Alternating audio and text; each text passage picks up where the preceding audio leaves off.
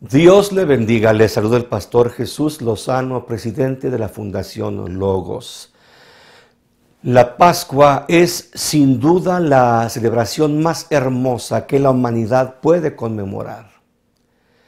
En ella recordamos la muestra de amor más grande que Dios le ha dado al hombre, la muerte y sacrificio de Jesucristo como pago por la redención del hombre caído y pecador. La Biblia dice que Dios envió a su Hijo unigénito para ocupar el lugar que correspondía a nosotros, los hombres pecadores. Para los israelitas, la Pascua es una de las principales fiestas religiosas. En ella conmemoran la salida de Israel de la esclavitud egipcia. Este evento celebra y recuerda la noche en que la muerte llegó a Egipto, matando a todos los primogénitos de cada familia. Sin embargo, Dios otorgó a su pueblo un antídoto, por así decirlo, para que al llegar la muerte a las casas de los judíos, la muerte no afectara a las familias, sino que pasara por alto. Cada varón, padre de familia, debería sacrificar un corderito y con la sangre de éste pintar los dinteles de la puerta de entrada a su casa. De esa manera, cuando la muerte llegara a ese hogar, al ver la sangre del sacrificio, la muerte, pasaría por alto y no mataría al primogénito. La palabra Pascua precisamente significa eso: pasar por alto, brincar. Éxodo 12:13 advierte: y la sangre os será por señal en las casas donde vosotros estéis. Y veré la sangre y pasaré de vosotros, y no habrá plaga de mortandad cuando hiera la tierra de Egipto. No únicamente Israel, sino aún la Iglesia de Cristo en todo el mundo celebramos la Pascua. Lamentablemente, a lo largo y ancho de la tierra se celebra la Pascua de una manera distorsionada. Existe un fenómeno cultural llamado sincretismo. El sincretismo es la fusión o la mezcla de varios pensamientos, religiones, doctrinas o filosofías. A continuación le presento un interesante video en donde vemos cómo festejan la Pascua en la Sierra Tarahumara del estado de Chihuahua, en México.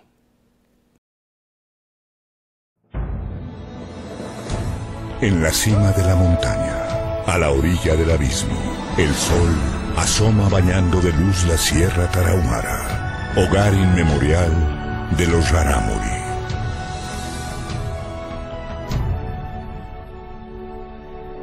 El eco repetido del tambor anuncia la llegada de Noriruachi, la fiesta de Semana Santa, y a su llamado acuden los hombres, las mujeres y los niños Rarámuri. Es tiempo de nutrir el alma, de vivir la tradición. En profunda conexión con la divinidad, las fuerzas luminosas, los Moló, inician sus procesiones y rezos buscando fortaleza para enfrentar a las fuerzas oscuras, a las que perturban el orden universal, los Huliosi. Desde el inicio del tiempo, estas fuerzas se enfrentan, luchan y confrontan buscando la conciliación. Cumplido el ritual, vuelve la paz y la esperanza de un año de abundantes cosechas y mucha salud. Es la Semana Santa Rarámuri en Chihuahua. Es una tradición y es nuestra. Lamentablemente, mis hermanos tarahumaras, ya que yo soy orgullosamente chihuahuense, mezclan sus creencias paganas con el catolicismo que algunos misioneros les llevaron y celebran la Pascua o la Semana Santa con ritos que involucran bebidas embriagantes, danzas y otras prácticas que nada tienen que ver con la pasión y muerte de Jesucristo. En Filipinas la Pascua se celebra diferente. Ahí crucifican a personas que ocupan el lugar de Cristo, tratando de imitar el sacrificio póstumo y único del Hijo de Dios. Cada año aquí, en la comunidad de San Pedro de Cutut, al norte de Manila, en Filipinas. Crucifixiones reales, interminables flagelaciones y suplicios teñidos de rojo. El propio Vaticano está en contra de esta salvaje manifestación de fe. Son 10 los elegidos cada año que se crucifican al igual que Cristo sin escatimar en el dolor de sus heridas. Ellos caminan por las calles flagelándose en señal de arrepentimiento, según ellos pidiendo perdón por sus pecados. Un espectáculo espeluznante y no apto para corazones sensibles. La crucifixión es completamente real. Son aproximadamente 10 minutos de interminable dolor. San Fernando, este pueblo filipino, recrea la crucifixión. A pesar de que la Iglesia Católica ha condenado todo tipo de daños físicos, esta tradición se sigue manteniendo viva desde hace muchos años. Los clavos utilizados son verdaderos. Este hombre hace este ritual cada año. Me caí del tercer piso de un edificio y no me rompí nada. Entonces me juré a mí mismo que me crucificaría para agradecerle a Dios. Más del 80% de la población en Filipinas practica la religión católica. Es el único país cristiano en Asia y es considerado como uno de los países de fervor religioso muy intenso, a tal punto de que algunas personas llegan a morir por sus creencias. Por supuesto, este simulacro nada tiene que ver con la crucifixión de Jesús, ya que en primer lugar los actores crucificados son pecadores. Por otro lado, ellos no sufren lo que el Señor sufrió: los látigos, la corona de espinas, los escupitajos, el golpe en su cara que seguramente fracturó su nariz, la infección, la deshidratación, el ser completamente desnudo, exhibido frente a una multitud sedienta de sangre. Los horrendos clavos de la cruz que en nada se parecen a los clavos que estos actores en Filipinas atraviesan. Y lo peor de todo no fue el dolor físico, ni los clavos, ni la corona, ni la cruz. Lo peor de todo fue que Jesús cargó sobre sí los pecados completos de toda la humanidad. El dolor mayor, la aflicción principal que Cristo sufrió, no fue el dolor físico, sino el moral. Imaginemos que los pecados del peor criminal son cargados sobre alguien que jamás pecó. Imaginemos los pecados del peor asesino y que sean imputados sobre una persona que no conoce el mal. Todos los crímenes de lesa humanidad, los abortos, las violaciones, los robos, en fin, todos los pecados que los hombres hemos cometido desde que fuimos creados, todos ellos en conjunto, fueron cargados y cobrados sobre un personaje completamente santo que jamás pecó. Pues a esto fue expuesto precisamente el Hijo de Dios. El paganismo desde siempre ha intentado empañar la obra de la cruz y para ello introduce celebraciones que nada tienen que ver con el Evangelio de Cristo. Y estas prácticas que usted puede ver en distintas religiones que se ostentan como cristianas no nacen de las Sagradas Escrituras. Su verdadero origen viene de países como la India, China, Babilonia, Sumeria, Egipto, los países nórdicos y otros. De tal forma que millones celebran la Pascua con ritos totalmente ajenos a lo que la Biblia enseña.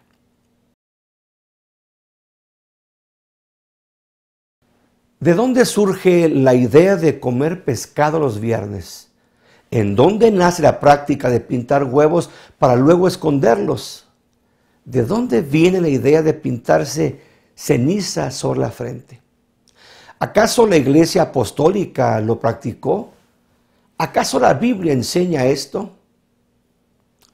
Si la respuesta es no, entonces, ¿de dónde se desprenden estas prácticas?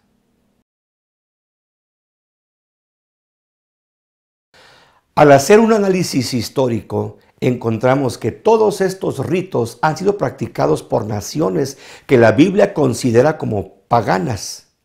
Babilonia, que es la cuna del paganismo, a la cual la Biblia identifica como la madre de las rameras, tenía o tiene dentro de su panteón a un dios llamado Tamuz.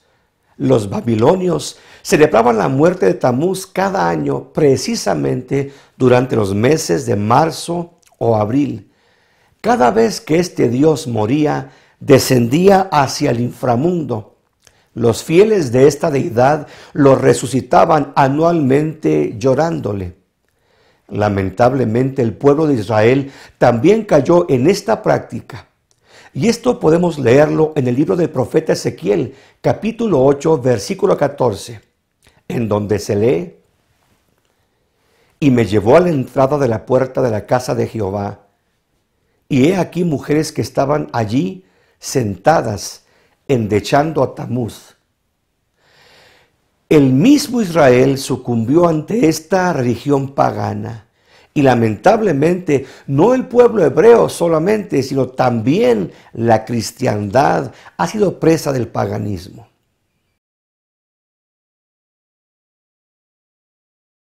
Dentro del catolicismo romano, los fieles por 40 días se abstienen de comer ciertos alimentos. Se retiran de ciertos hábitos o prácticas como una muestra de sacrificio por 40 días. ¿Acaso la Biblia nos enseña que por 40 días hemos de dejar de comer ciertos platillos? ¿Acaso el mismo Señor nos advierte que por una cuaresma nos abstengamos de comer carne para reemplazarla por pescado? Si la respuesta es no, entonces, ¿de dónde viene tal práctica que es necesariamente religiosa?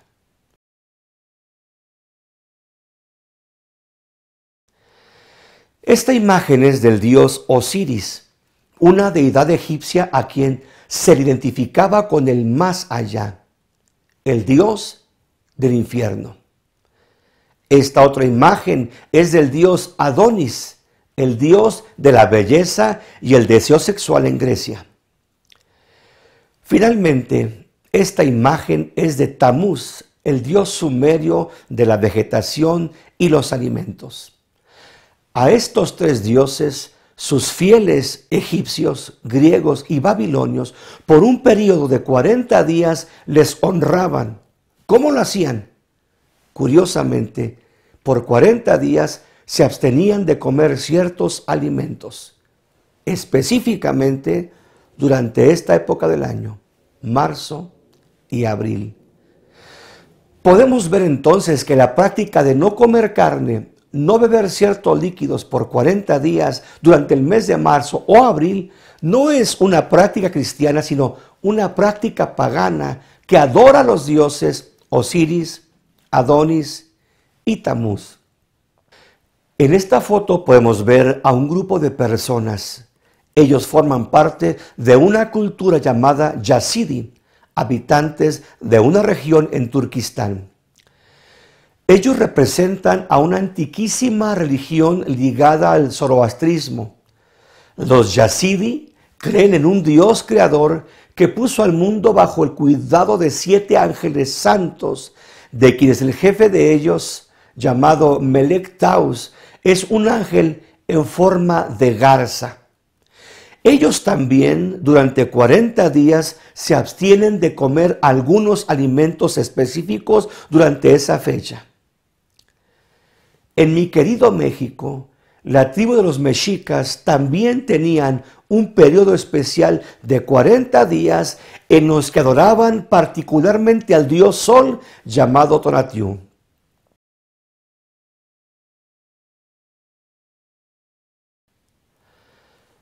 Otro elemento muy usado dentro de las festividades de la Pascua pagana es sin duda el pan de la Pascua.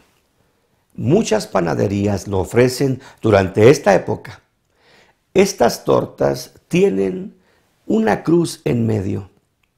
Una vez más, surge la pregunta: ¿acaso la iglesia primitiva, es decir, la primera iglesia de Cristo, comía este tipo de pan con este tipo de diseño? Si la respuesta es no, entonces tenemos que preguntarnos: ¿quién inventó este tipo de pan? ¿De dónde surgió esta idea de poner una cruz en medio de esta torta? Al buscar el origen de este diseño sobre los panes, volvemos nuevamente a la cultura en Babilonia. Los babilonios, cuando endechaban o lloraban a su dios Tamuz para que éste resucitara, le cocinaban pasteles adornándolos con una cruz. Esto formaba parte de las festividades religiosas que precisamente se celebraban durante esta época del año, marzo y abril. Aunado a esto, los babilonios marcaban cruces en sus pechos.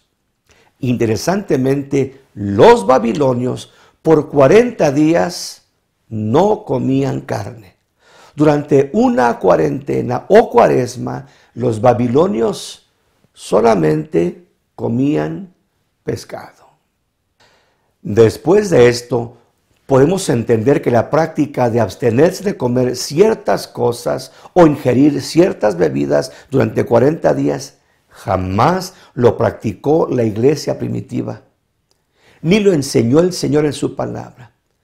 Simplemente estas costumbres fueron importadas de las antiguas religiones paganas provenientes de Egipto, Grecia, Irán y otros. Anteriormente, la iglesia de Roma prohibía terminantemente a sus fieles comer carne durante 40 días. En la actualidad, solamente lo sugiere.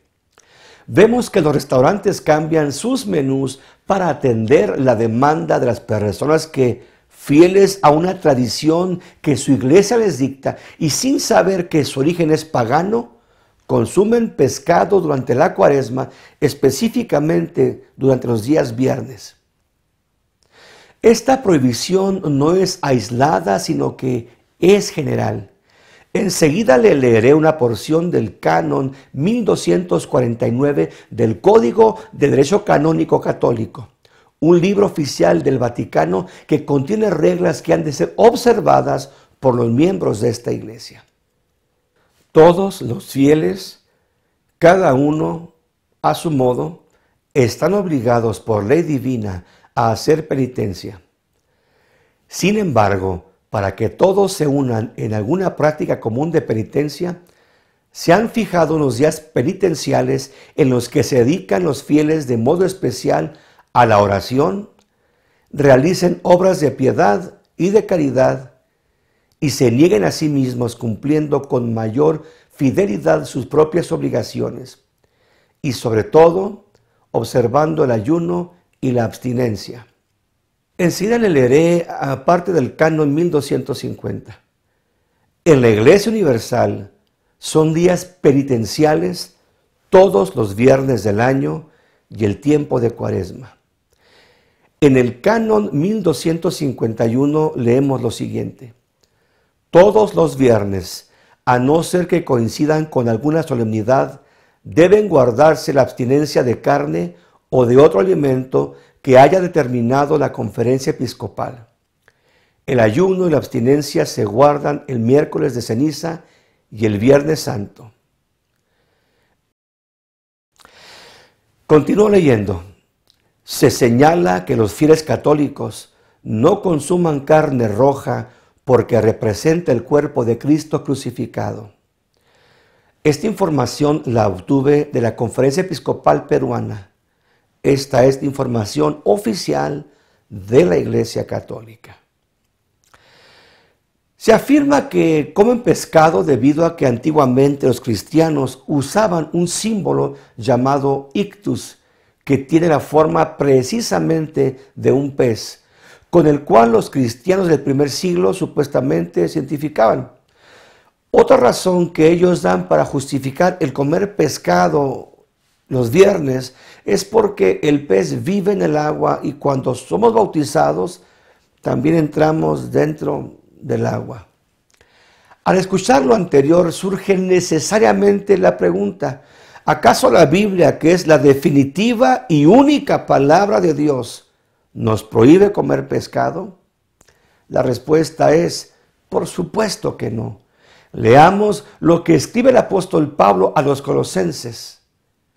Por tanto, nadie os juzgue en asuntos de comida o de bebida o respecto a los días de fiestas, lunas nuevas o sábados. Todo ello es solo una sombra de lo porvenir, pero la realidad pertenece a Cristo. Por lo tanto, usted puede comer carne todos los días que pueda sin que Dios se ofenda o sin que nadie legítimamente nos pueda juzgar. ¿Qué dice Dios respecto a los grupos religiosos que prohíben comer ciertos alimentos? En el libro de los Hechos de los Apóstoles, capítulo 1, verso 25, leemos lo siguiente: por la hipocresía de mentirosos, que teniendo la conciencia cauterizada, prohibirán casarse y mandarán abstenerse de alimentos que Dios creó para que con acción de gracias participasen de ellos los creyentes y los que han conocido la verdad. De tal manera que nadie nos puede aplicar abstención de alimentos por razones religiosas.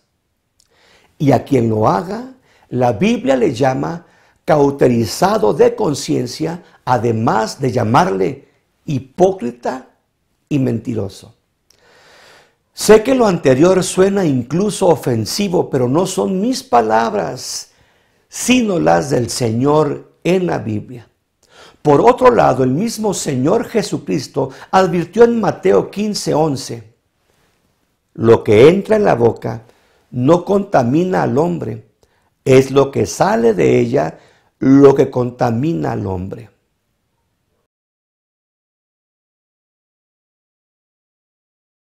¿De dónde procede la idea o el mandato de comer pescado los viernes o durante cierto periodo? ¿Acaso las Escrituras nos dictan esta dieta para los viernes de Cuaresma? La respuesta es de nuevo, no. Cristo jamás lo enseñó. Ni los apóstoles ni la iglesia primitiva lo practicaron. Entonces, ¿cuál es el origen de esta dieta? ¿A quién se le ocurrió que comiésemos pescado los viernes? Una vez más, la práctica se origina en países de culturas paganas. En los países nórdicos se adoraba a una deidad femenina a las que ellos veneraban. Me refiero a la diosa Freya, quien era la diosa de la sexualidad, el placer sexual y la reproducción, la fertilidad.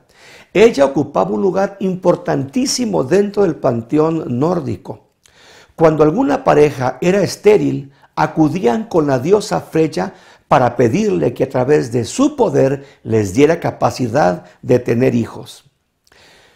Interesantemente, una de las fórmulas que ellos usaban para agradar a su diosa Freya y para tener la capacidad de reproducirse, de tener hijos, era precisamente comiendo pescado, ya que el pescado tiene una capacidad de reproducción altísima. Ellos consideraban que al comerlo, el poder de tener hijos se les transmitía un día por semana. Era dedicado a Freya. En este particular día se le honraba comiendo pescado. ¿Cuál sería el día dedicado a Freya? El viernes, por supuesto. De hecho, la palabra viernes en el idioma inglés es Friday o the day of Frey, el día de Freya. Friday, el día de Freya. El viernes. En esos días, los nórdicos celebraban a su diosa Freya de la sexualidad y reproducción comiendo pescado. Usted juzgue. La siguiente fotografía corresponde al dios filisteo llamado Dagón, el dios pez. La adoración a esta deidad se extendió hasta las culturas babilónicas y asirias. Este dios era representado con un cuerpo mitad hombre y mitad pez. Usted puede observar en esta fotografía la mitra que el sacerdote dagónico llevaba sobre su cabeza. Interesantemente podemos ver la figura de un pez que incluso evoca a la mitra papal que el obispo de Roma usa. En esta otra imagen podemos ver a la diosa Isis y en ella observamos que sobre su cabeza tiene colocado precisamente a un pez. Vemos entonces cómo el pez ha sido relacionado a los diferentes ritos religiosos de las distintas culturas del mundo. De todo lo anterior, podemos entender que la ordenanza de comer pescado los viernes procede de los ritos paganos a través del mundo, pero nunca de las páginas de la Biblia. Dios jamás nos ha ordenado comer pescado los viernes.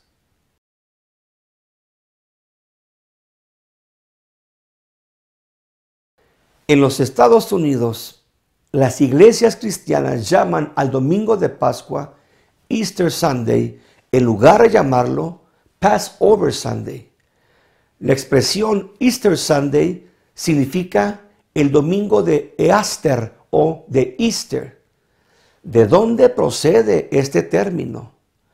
¿Qué relación tiene con la Pascua judeocristiana?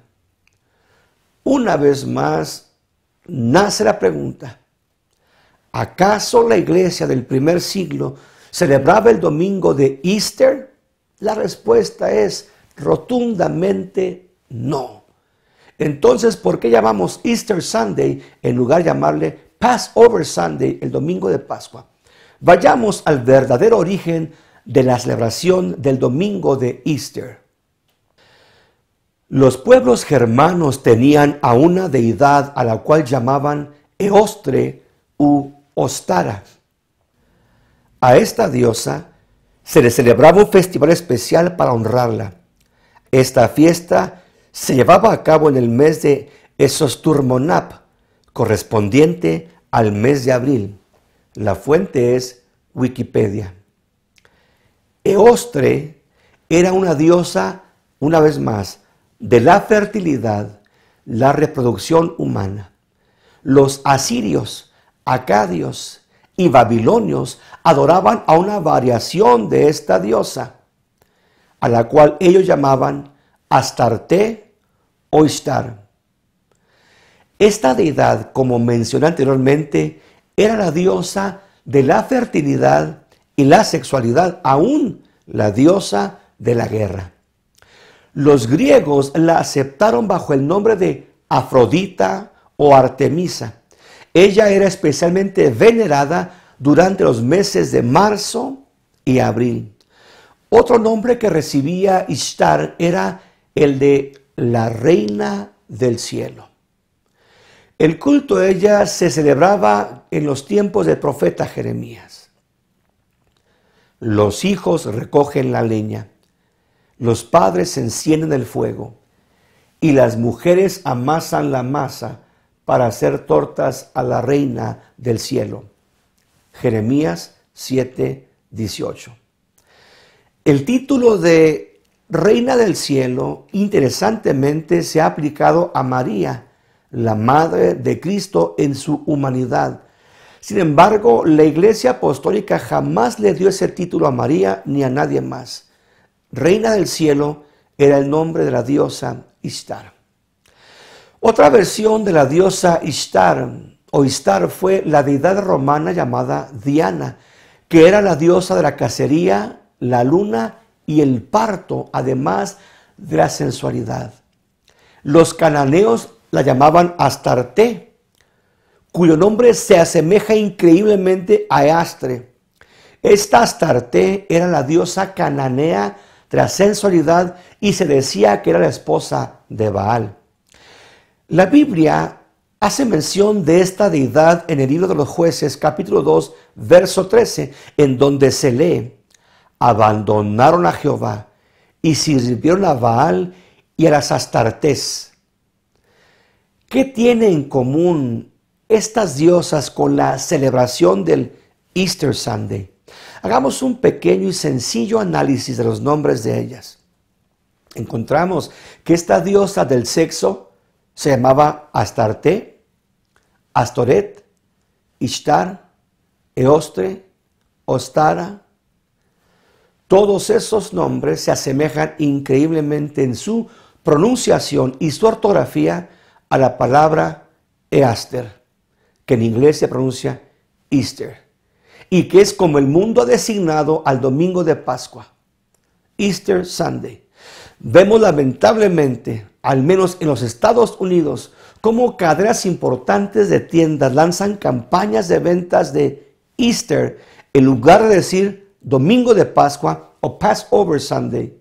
Aún las iglesias cristianas de la Unión Americana celebran cultos especiales de Easter Sunday en lugar de celebrar servicios de domingo de Pascua o Passover, que sería la palabra correcta para esta hermosa celebración.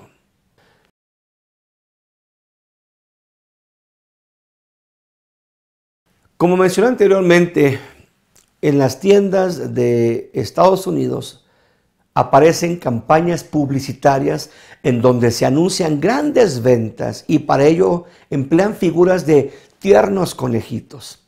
En muchas partes, incluso en México, las familias llaman al domingo de Pascua el Día de la Coneja. La coneja sin duda ha ocupado un lugar especial dentro de la celebración de la Pascua pagana. Nada tiene que ver con la Pascua del Señor. De nuevo, es necesario repetir la pregunta: ¿qué tiene que ver la coneja con la celebración de la Pascua? La respuesta es nada. El origen del uso de la coneja o la liebre como símbolo de esta época del año proviene en parte de Egipto, en donde la liebre era un símbolo de fertilidad, asociándose de nuevo a la sexualidad y la reproducción. Podemos ver interesantes grabados dentro de la arqueología egipcia, en donde aparecen liebres como símbolos religiosos. La tradición en donde se veneraba a la liebre egipcia emigró hasta Europa, en donde muchas culturas la abrazaron como un símbolo de la fertilidad, la reproducción sexual, debido a su alta capacidad de reproducirse. En nuestro México, los aztecas o mexicas adoraban al dios Tochtli o el gran conejo lunar y lo tomaban como una deidad asociada a la fertilidad. Estamos viendo ahora un grabado prehispánico en donde aparece una mujer a punto de copular con su varón mientras el conejo Tochtli, el conejo de la reproducción, está observándolos. No únicamente Egipto y México adoraban al dios conejo de la reproducción sexual, sino demás países como Alemania y Austria también incorporaron a los conejos dentro de su panteón.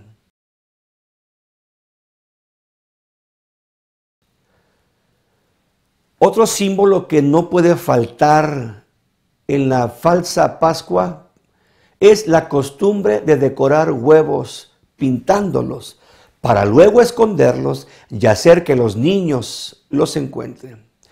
Muchas personas, incluso dentro de la iglesia, afirman que no tienen nada de malo y que es un simple e inocente juego. Sin embargo, ¿qué haríamos nosotros si supiésemos que este juego nace de tradiciones paganas en donde se involucraba la adoración a otros dioses, además de la superstición y la magia? En Alemania y Austria, los padres de familia escondían huevos en canastilla, enseñando a sus hijos que una coneja los había puesto. En los antiguos templos egipcios se colgaban huevos durante la época de primavera. Estos eran supuestos emblemas de la generación de vida. Ellos afirmaban que la vida emanaba de la boca del gran dios de Egipto. Los egipcios pintaban los huevos y los ofrendaban en los templos para sus dioses. No solamente Egipto practicaba este rito. En China también se coloreaban huevos que eran dedicados a sus dioses, afirmando que la primavera era el tiempo de nacimiento tanto celestial como terrenal. La cultura cananea, que era altamente pagana, también practicaba el esconder huevos para que los niños los buscaran. Para los cananeos, el huevo era símbolo de sexualidad, vida y reproducción, fertilidad.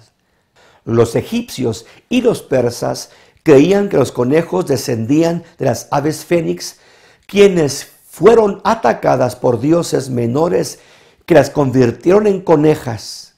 Y aunque ya no eran aves, sino conejas, conservaban su capacidad de poner huevos. De ahí viene la tradición de que una coneja ponga huevos. Dentro de la mitología finlandesa se habla del gran Vainamoinen, quien es el dios del canto, la poesía. Él fue creado por Inmatar, la diosa creadora que con huevos dio origen al universo. Los finlandeses decoraban huevos y se los regalaban entre las familias para que les trajese supuestamente suerte y fertilidad por ese año. Los babilonios afirmaban que un gran huevo místico empolló a la diosa Ishtar y que un día cayó del cielo dentro del río Éufrates. Los anglosajones creían que el universo fue creado de un enorme huevo. Y por otro lado, la diosa Semiramis afirmaba haber sido concebida virginalmente por la luna. Ella afirmaba que la luna cada 28 días ovulaba y que ella venía dentro de uno de esos grandes huevos lunares. Los fieles de Semiramis, cada año, el primer domingo después de luna llena, en el equinoccio de primavera, celebraban con conejos y con huevos decorados. Todos estos festejos paganos que involucraban a los conejos y a los huevos decorados cobraban vida interesantemente durante un periodo de 40 días.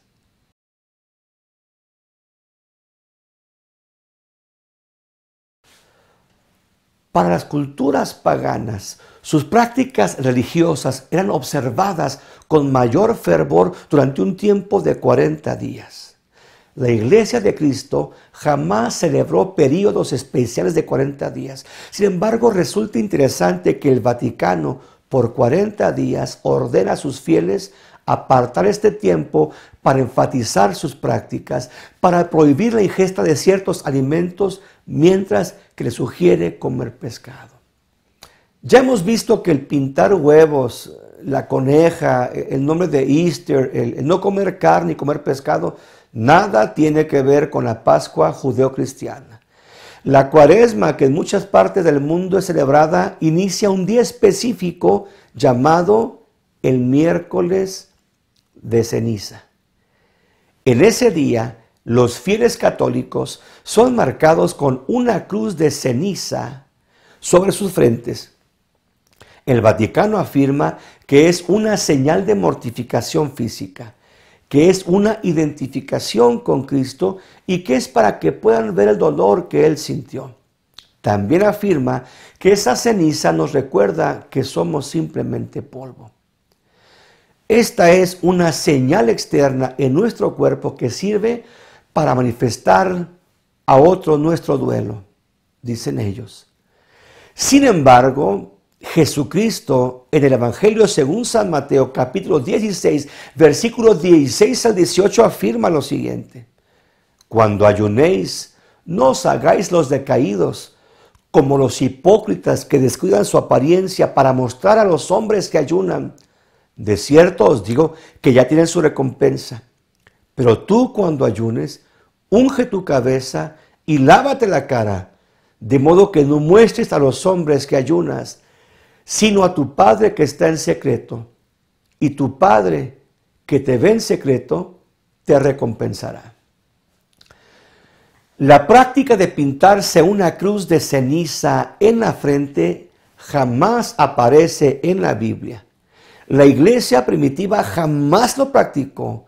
Los apóstoles del Señor jamás lo hicieron. No encontramos ni una sola referencia para justificar esta práctica, el pintarnos una cruz de ceniza sobre nuestra frente. De nuevo, es necesario preguntar, ¿de dónde procede esta enseñanza?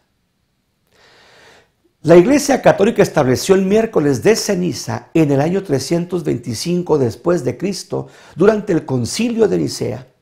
Pero ¿de dónde tomaron los jerarcas de la Iglesia esta idea? Vayamos de nuevo a la cultura de los nórdicos. Los vikingos se colocaban cenizas en su cara, específicamente sobre sus cejas, supuestamente para que su dios, llamado Odín, los protegiera de sus adversarios, de la misma muerte. Los vikingos empezaron a extenderse conquistando territorios hasta llegar a Europa, llevando también sus tradiciones.